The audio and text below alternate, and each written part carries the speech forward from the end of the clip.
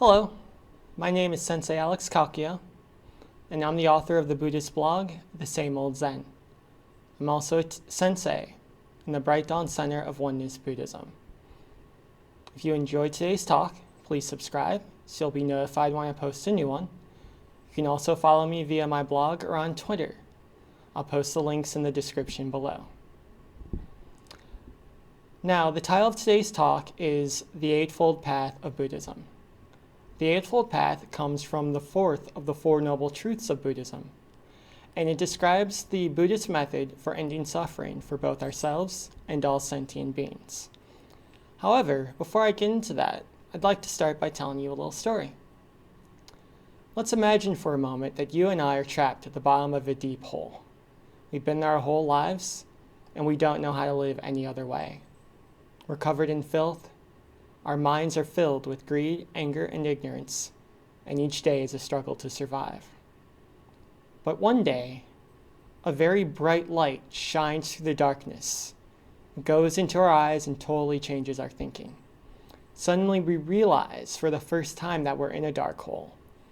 More than that, we want nothing more than to escape, and we start looking for a way out. Eventually, we find a ladder with 3 rungs on it. Slowly, carefully, we start climbing this ladder, and as we look up, we realize that there's a light at the top of it. If we can climb this ladder, then we can get out of the hole. It takes a few tries. We have a few falls, but eventually we get there. And when we pull ourselves out, we find ourselves in the middle of a big grassy field. It's peaceful here, with sunlight and lots of birds. Even better, our minds have become very peaceful and calm. This is a good place. We rest for a moment and then we go to explore, and we find that the grassy field is surrounded by a tall fence with no ladders in sight. But on the other side of that fence, there's a tall treasure as high as the eye can see.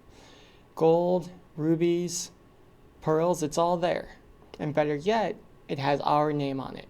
The treasure belongs to us. All we have to do is get through the fence. Now, the story I just told, I like to use that to explain the Eightfold Path to students because I think it paints a very clear picture of exactly what it is. The light that shone through the darkness was the light of Buddhist teachings, traveling through 2,600 years of tradition, through books, talks like this one. The filth that we are covered in was the karma of our negative actions caused through our unskillful acts, and the hole itself represented the illusion of a separate self that we all have before we find the Buddhist path.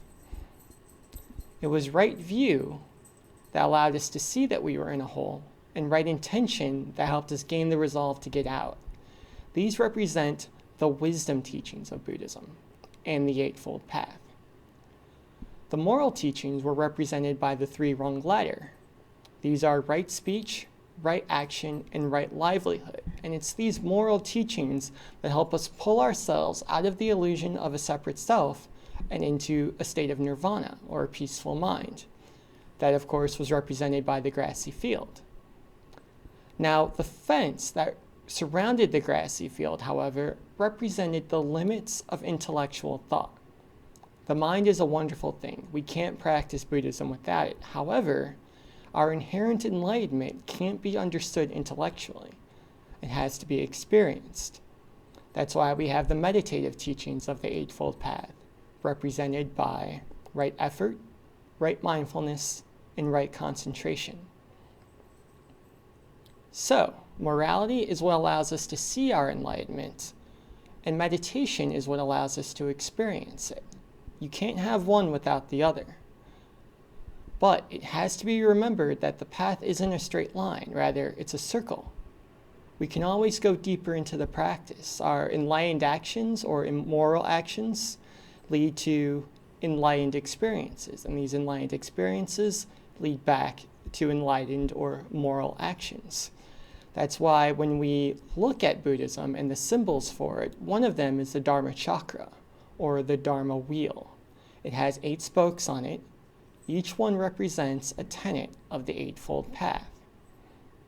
And when we spin that wheel by practicing Buddhism, we manifest our inherent enlightenment in daily life. Because we have to remember, we were always enlightened. The treasure was always there. We just couldn't see it because we were trapped in the illusion of a separate self. And because the practice is never ending, that's why when the Buddha realized his own enlightenment under the Bodhi tree, he responded by continuing to practice and teach Buddhism for the next 45 years until his death.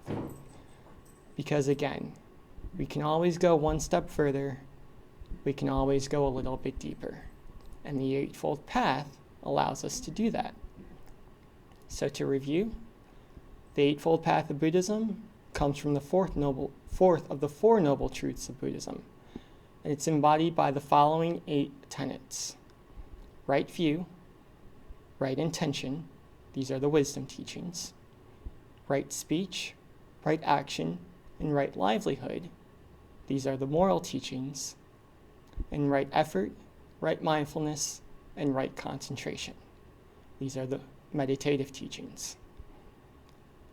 So, that's it for today's talk. I hope that was helpful. If you enjoyed it, please subscribe. If there are any questions or you feel like I left something out, please leave a comment below. And you can follow me again via my blog or on Twitter, which will be included in the description. Have a nice day, and may Buddha's blessings be upon you.